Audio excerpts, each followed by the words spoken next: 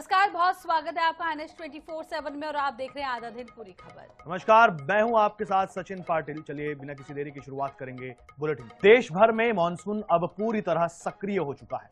उत्तर भारत से लेकर पूर्वी और मध्य भारत तक झमाझम बारिश का दौर जारी है। मौसम विभाग ने उत्तर प्रदेश, बिहार समेत 15 राज्यों में भारी बारिश और तेज आंधी का अलर्ट जारी कर दिया है। बात उत्तराखंड की करें तो उत्तराखंड में भूस्खलन से कई सड़कें बंद हैं और सुरक्षा के मद्देनजर केदारनाथ यात्रा अस्थायी रूप से रोक दी गई है।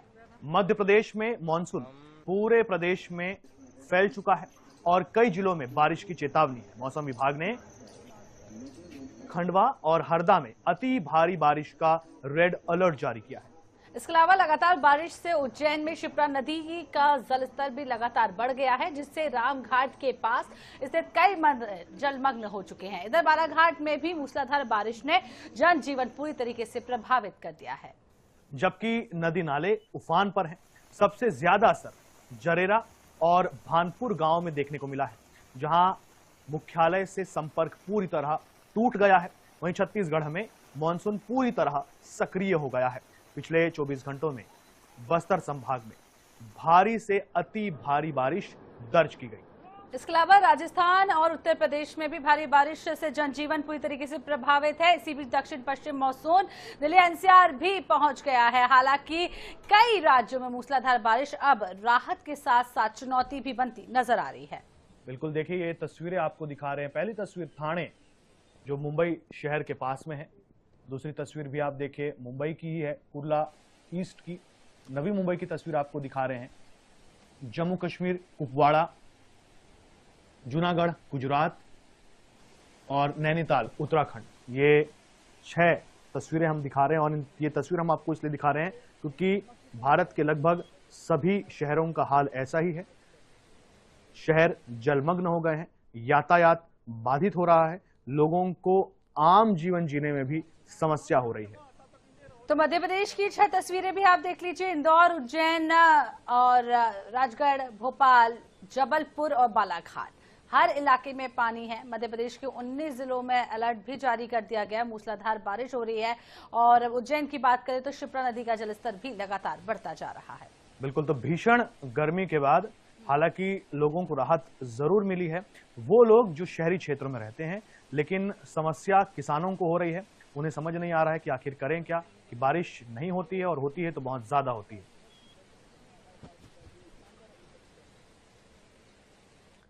इधर भारतीय नौसेना ने एक बार फिर से समुद्री सुरक्षा में बड़ी सफलता हासिल की है। अदन की खाड़ी में युद्धपोत INS त्रिकंड ने एक व्यापारी जहाज MV गोल्डन आर्सेनल पर समुद्री लुटेरों के हमले की कोशिश को नाकाम कर दिया।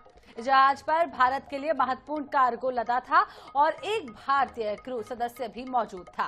लुटेरों ने जहाज पर चढ़ने की कोशिश भी की, लेकिन चालक दल ने खुद को एक सुरक्षित कमरे में बंद कर तुरंत नौसेना को सूचना दी।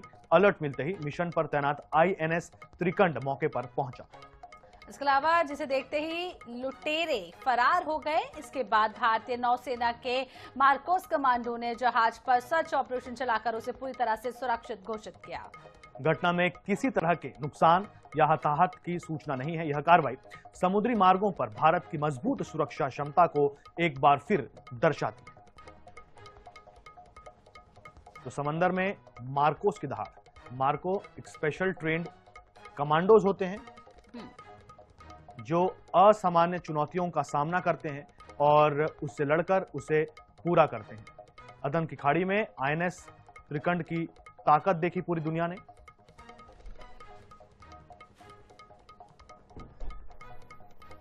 बॉम्बे हाईकोर्ट ने मौजूदा कानून व्यवस्था को लेकर कड़ी टिप्पणी की है। जो जस्टिस माधव जामदार ने कहा है कि पुलिस सिर्फ इसलिए लोगों को शहर इलाके से नहीं निकाल सकती क्योंकि उन्होंने सरकार के फैसले का विरोध किया है या सरकार के खिलाफ नारे लगाए हैं। उन्होंने कहा, विरोध करना नागरिकों का अधिकार है। इसके अलावा पिटिशनर ने अभी भाजपा सरकार मुर्दाबाद जैसे नारे लगाए हैं। नागरिक ऐसे नारे क्यों नहीं लगा सकते? ऐसे नारों के लिए देश निकाला ऑर्डर क्यों? बता दें कि मामला SDPI के महासचिव सईद अहमद से जुड़ा हुआ है। मुंबई पुलिस ने उनके खिलाफ 1 साल का देश निकाला आदेश जारी किया था। इसके खिलाफ सईद ने हाईकोर्ट में याचिका दायर की थी। सईद नागरिकता संशोधन कानून और ज्ञानवापी मस्जिद विवाद समेत कई मुद्दों पर विरोध प्रदर्शन आयोजित कर रहे थे और अब हाईकोर्ट ने कहा है कि सरकार की नीतियों का विरोध करना लोकतंत्र का हिस्सा है और नागरिकों को अपनी बात रखने का पूरा अधिकार है। अदालत ने सईद अहमद के खिलाफ देश निकाला आदेश रद्द कर दिया और पुलिस प्रशासन के आदेश भी निरस्त कर दिए।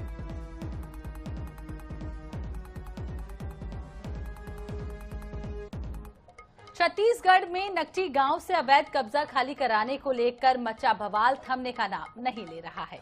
इस बीच नकटी में जमीन के कब्जे को लेकर नई जानकारी भी सामने आ रही है। नकटी के दस्तावेजों से पता चलता है कि वहां कुछ लोग सिर्फ पक्का मकान बनाकर नहीं रह रहे थे, बल्कि हजारों एकड़ जमीन पर कब्जा भी कर रखा था।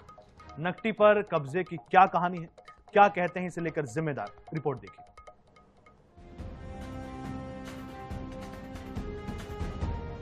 राजधानी रायपुर के नकटी गांव में अवैध कब्जे को हटाए जाने के बाद से कई कहानियां सामने आ रही हैं। कुछ भावुक कर रही हैं। कई तस्वीरों को देखकर मन भी व्याकुल हो रहा है। कई तस्वीरें ऐसी भी हैं जो शासन प्रशासन के प्रति गुस्सा दिला रही हैं। लेकिन भावात्मक तस्वीरों और वीडियो की आड़ में जो तथ्य सामने नहीं आ रहे हैं, जो नकटी के सच को बयां करते हैं। दरअसल नकटी में चारगाह की जमीन पर कुछ लोगों ने सिर्फ आशियाने की आस में कब्जा किया। सिर के ऊपर छत हो जाए इतनी ही जमीन पर घर बनाया। लेकिन कुछ लोग ऐसे भी हैं जिन्होंने 10,000 वर्ग फीट से लेकर 29,000 वर्ग फीट तक कब्जा किया। खास बात ये भी है कि कब्जे का एक खेल भी बीते कुछ सालों में ही होता रहा। इन आंकड़ों पर जरा बारीकी से नजर डाल लेते हैं। नकटी में 1,000 से लेकर 20,700 वर्ग फीट तक जमीन पर कब्जा किया गया। 7 मकान 1,000 वर्ग फीट में बनाए गए, 3 मकान 1,200 वर्ग फीट में बनाए गए। 5,000 से 10,000 वर्ग फीट की जमीन पर कब्जा कर 13 मकान बनाए गए। 10,000 वर्ग फीट से अधिक जमीन पर कब्जा कर 21 मकानों का निर्माण शुरू हुआ। जिनके पास कहीं मकान नहीं है, ऐसे सिर्फ 16 परिवारों ने किया जमीन पर कब्जा। बेटी दामाद जिनके पहले से कहीं और मकान है, ऐसे 15 परिवारों ने कब्जा किया। ऐसे परिवार जिनके पहले से उसी गांव में मकान है, ऐसे 44 परिवारों ने कब्जा किया। अधिकांश मकान निर्माणाधीन हैं। कुछ जमीनों पर बाउंड्री वॉल कर छोड़ दिया गया है। नकटी गांव में कुछ लोगों ने करोड़ों रुपए की जमीन पर कब्जा कर रखा था। कब्जे का खेल बीते 3 से 4 सालों से चल रहा था। जो गांव से बाहर जा चुके थे, वे भी गांव की जमीन पर कब्जा कर चुके हैं। लगातार जिला प्रशासन ने गांव में कब्जा करने वालों को नोटिस भी दिया। अब इस मामले में जमकर सियासत भी हो रही है। इसी बीच कैबिनेट मंत्री श्याम बिहारी जायसवाल का कहना है कि कुछ लोगों ने हजारों वर्ग फीट जमीन पर कब्जा कर लिया था। अब क्या उन्हें इतनी बड़ी जमीन दे पाना संभव है? उन्होंने इस पूरे मामले में विपक्ष पर राजनीति करने का भी आरोप लगाया। आप तो 29,000 तक का बता रहे हैं, लेकिन मुझे जो जानकारी मिली है कि 1-1 एकड़ तक का, मतलब लगभग वो 45,000 वर्ग फुट तक, या 29-30,000 है तो 1.25 एकड़ हो गया। तो कोई व्यक्ति अगर मकान बनाएगा तो ज़्यादा से ज़्यादा रायपुर जैसे जगह में कोई गरीब आदमी 1,000-1,200 फुट में ही बना सकता है। लेकिन अगर 29,000-30,000 फुट अगर इंक्रोचमेंट है तो इसको आप सब लोग भी जान सकते हैं कि इतनी बड़ी भूखंड रायपुर जैसे जगह में क्या दे पाना संभव है सरकार को। नकटी गांव में कब्जे की असलियत ये बताती है कि वहां लोग सिर्फ आशियाने की आस में नहीं रह रहे थे। अधिकांश लोगों ने करोड़ों की जमीन पर कब्जा कर लिया था। बहरहाल इस जमीन का कोई भी उपयोग हो, लेकिन करोड़ों की जमीन पर कब्जे को न्याय संगत तो कतई नहीं माना जा सकता। हालांकि ये भी बड़ा सवाल है कि जब लोग करोड़ों रुपए की हजारों वर्ग फीट जमीन पर कब्जा कर रहे थे, तब जिला प्रशासन क्या कर रहा था? आनिश 24/7 के लिए रायपुर से गौरव शर्मा की रिपोर्ट। मॉनसून के बीच इंदौर नगर निगम जर्जर भवनों के खिलाफ लगातार कार्रवाई कर रहा है। शुक्रवार को परदेसीपुरा में करीब 2,000 वर्ग फीट के एक जर्जर भवन के खतरनाक हिस्से को बुलडोजर से हटाया गया। रतिराम खटके के जर्जर मकान तोड़ने पहुंची निगम की टीम को परिवार के विरोध का सामना करना पड़ा। काफी देर तक समझाइश के बाद जब बात नहीं बनी तो रिमूवल प्रभारी ने हाथ जोड़कर उसे मकान खाली करने के लिए मनाया। 3 मंजिला मकान पिछले 4 वर्षों से जर्जर भवनों की सूची में शामिल है। लगातार बारिश के कारण मकान के कभी भी गिरने का खतरा बना हुआ है। इसलिए एसडीएम पुलिस की मौजूदगी में नगर निगम की रिमूवल टीम ने कार्रवाई की। इसी जोन के एक अन्य जर्जर मकान के मालिक ने स्वयं भवन हटाने के लिए समय मांगा, जिस पर निगम ने 5 दिन की मोहलत भी दे दी है।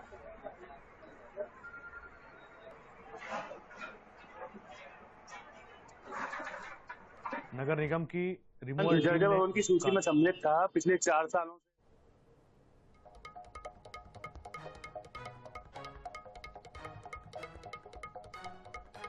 परदेसीपुरा में एक जर्जर भवन को ढहा दिया गया। तस्वीरें भी आपको दिखा रहे हैं और आपको बता दें कि कई दिनों से इसे खाली कराने के लिए भी कहा जा रहा था। का विरोध का सामना भी करना पड़ा है? नहीं, विरोध का सामना नहीं करना पड़ा। हम लोग मेंटली प्रिपेयर थे। हम लोग लगातार जर्जर भवन की सूची में सम्मिलित था। पिछले 4 सालों से हम लोग इनको नोटिस दे रहे थे। काफी जर्जर हो चुका था भवन, फाउंडेशन सेटल हो रहा था। रतिराम खटके परिवार है, 4 परिवार इसमें रह रहे थे। क्योंकि बारिश लगातार हो रही है, किसी भी समय फाउंडेशन सेटल होने के कारण पूरी बिल्डिंग कोलैप्स हो सकती थी, इसलिए आज इसको तोड़ने की कार्रवाई एसडीएम पुलिस की और नगर निगम द्वारा की जा रही है। का विरोध का सामना भी करना पड़ा है? नहीं, विरोध का सामना नहीं करना पड़ा। हम लोग मेंटली प्रिपेयर थे। हम लोग लगातार यहाँ के लोगों को बोल रहे थे। 3 दिन पहले मैं स्वयं आया था। मैंने लोगों से कहा था कि भाई अपना सामान खाली कर ले। कल पुलिस की टीम भी आई थी और उनको खाली करने के निर्देश दिए थे, पर उन्होंने सामान खाली नहीं किया था। फिर नगर निगम की टीम लगाकर आज पूरा सामान आसपास के घरों में सुरक्षित रखवा कर तोड़ने की कार्रवाई की गई। कितने स्क्वायर फीट मकान का और कितना मंजिला? 2000 स्क्वायर फीट के समथिंग का मकान है, G+2 निर्मित था। जांजगीर चांपा के डोंगा कोहरौद के ग्रामीणों ने सड़क की बदहाली से तंग आकर पामगढ़ में चक्का जाम कर दिया, जिसकी वजह शिवरी नारायण बिलासपुर मार्ग प्रभावित रहा। स्थानीय व्यापारियों ने जहां दुकान बंद कर आंदोलन को अपना समर्थन दिया, वहीं स्कूल कॉलेज के विद्यार्थी और महिलाएं बड़ी संख्या में आंदोलन में शामिल नजर आए। समझाइश के लिए अधिकारी मौके पर पहुंचे, लेकिन प्रदर्शनकारियों ने सड़क निर्माण का लिखित आश्वासन मिलने पर ही आंदोलन रोकने की बात पर अड़े रहे। सड़क की मांग को लेकर सड़क पर उतरना पड़ रहा है। ये स्थिति छत्तीसगढ़ के जांजगीर चांपा जिले के पामगढ़ में है। पामगढ़ से लगा हुआ गांव है डोंगा कोहरौद, और डोंगा कोहरौद में लगातार लंबे समय से सड़क की मांग बनी हुई है। कच्ची सड़क है और सड़क पर जो है एक कदम भी चलना दुश्वार होता है। अभी बरसात में जो है सड़क के गड्ढों में पानी भर आए हैं। जो नारी शक्ति है, महिलाएं हैं, वो बड़ी संख्या में यहाँ मौजूद है और पूरे डोंगा कोहरौद गांव का जो है एक इस प्रकार से सैलाब यहाँ उमड़ पड़ा है और पामगढ़ के सारे तमाम रास्तों को जाम कर दिया गया है। शिवरी नारायण बिलासपुर का ये मुख्य मार्ग पड़ता है।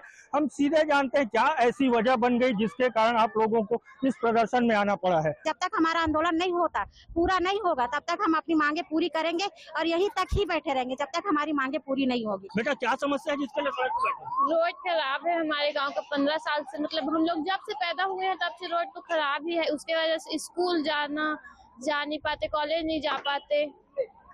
उसकी वजह से पूरा हमारे गांव का विकास नहीं हो रहा है सड़क की वजह से। क्यों हो रहा है ऐसा? इतने दिन तक बंद क्यों नहीं रहा आपके गांव का रोड? क्योंकि सरकार बना ही नहीं रहा है। हम लोग तो कितने दिन से लिखित भी दे चुके हैं। 30 साल हो गए हमारा गांव का रोड बन रहा है, लेकिन हम लोग सरकार को सिर्फ बचाने के लिए 15 साल बोल रहे हैं। 15 साल हो गए। इतना गड्ढा खचुआ में गिरा थे, हफ्ता थे, लोग लड़का आते जाते, स्कूली लड़का आते जाते, जब का महिला मन समूह वाले है वो मन कहूँ मीटिंग में आते जाते तो चिखला पानी में कूदा डहकत करत आते हेवन। ओकर बावजूद भी सरकार ला सुनाई नहीं पड़त है हमन के बोल चाल है। तो देखिए जो है खासी परेशानी बताई जा रही है और सबसे अहम जो इसमें बात है, ये लगातार जो है मांग और प्रदर्शन के बाद भी अभी तक जो है डोंगा कोहरौद के सड़क की सूरत नहीं बदल सकी है। अब ग्रामीण जो है आर पार की लड़ाई के मूड में है और देखना होगा इस आंदोलन का क्या नतीजा निकलकर सामने आता है। मुकेश सिंह बैस, INS 24/7, जांजगीर चांपा। चलिए भोपाल से आपको बड़ी खबर बताते हैं। कांग्रेस में विरोध के सुर। 30 साल पुराने नेता राकेश सिंह यादव ने पार्टी छोड़ दी है। तो प्रदेश अध्यक्ष जीतू पटवारी और प्रभारी हरीश चौधरी पर तानाशाही का आरोप भी लगाया है। इसके अलावा सच बोलने वालों को नोटिस देकर दबाया जा रहा है, ऐसा आरोप लगा रहे हैं। संगठन मनमर्जी से चल रहा है। राज्यसभा चुनाव की हार और टिकट वितरण को लेकर भी नेतृत्व पर उन्होंने सवाल उठाए। भाजपा में शामिल होने की संभावना से इनकार नहीं किया। देखिए अंकुश मौर्य ज्यादा जानकारी के लिए हमारे साथ जुड़ चुके हैं। अंकुश, लगातार हम देख रहे हैं कि कांग्रेस से इस तरीके की खबरें सामने आती हैं, अंतरकलह की खबरें सामने आती हैं, उसी का असर इसे कह लें? जी, जाहिर सी बात है, कहीं ना कहीं वो नाराज नजर आ रहे हैं जीतू पटवारी से और हरीश चौधरी से। और एक बात ये भी आई है कि डिबेट में जाने से रोका गया, इसलिए जो 3 दिन का मौन सत्याग्रह कांग्रेस ने लिया है उसके खिलाफ भी ये अपनी बात कह रहे हैं कि मौन सत्याग्रह क्यों लिया गया, पार्टी की नैया डुबा रहे हैं जीतू पटवारी। ये तमाम आरोप लगा के वो पार्टी को अलविदा कह दिया। जाहिर सी बात है कि कांग्रेस मुश्किल वक्त में है और इस तरह पुराने लोग क्यों छोड़ के जा रहे हैं उसे भी मंथन की जरूरत है। और बुरे वक्त में क्यों पार्टी टूट रही है, क्यों पुराने लोग एडजस्ट नहीं हो पा रहे हैं, क्योंकि ये कहा गया है, जैसे भोपाल में भी एक इस्तीफा हुआ था अभी, तो उसमें भी यही हुआ कि एक छोटी सी बात को लेकर, एक ट्वीट को लेकर जीतू पटवारी ने नोटिस जारी कर दिया था, उसके बाद वो बहुत पुराना नेता पार्टी छोड़ दी। तो इस तरीके के जो नोटिस जारी हो रहे हैं उसको समन्वय के साथ लेना पड़ेगा किसी भी चीज को भी, नहीं तो वो पुराने लोगों को इस तरह खोते जाएंगे और दिक्कत पार्टी के लिए ही होगी। अंकुश, भाजपा में शामिल होने से भी इनकार नहीं किया है। जाहिर सी बात है, अगर पॉलिटिकल है राकेश यादव इतने लंबे समय से अगर वो राजनीति कर रहे हैं तो वो जानते हैं कि राजनीति तो खत्म हो नहीं जाएगी, वो भारतीय जनता पार्टी में चले जाएंगे। जाहिर सी बात है कि आप देखते हैं कांग्रेस छोड़ के जाने वालों का दूसरा ठिकाना भारतीय जनता पार्टी ही होता है, क्योंकि सत्ता सबको प्रभावित करती है और सत्ता के साथ सभी रहना चाहते हैं। बिल्कुल अंकुश, जानकारी के लिए बहुत धन्यवाद आपका।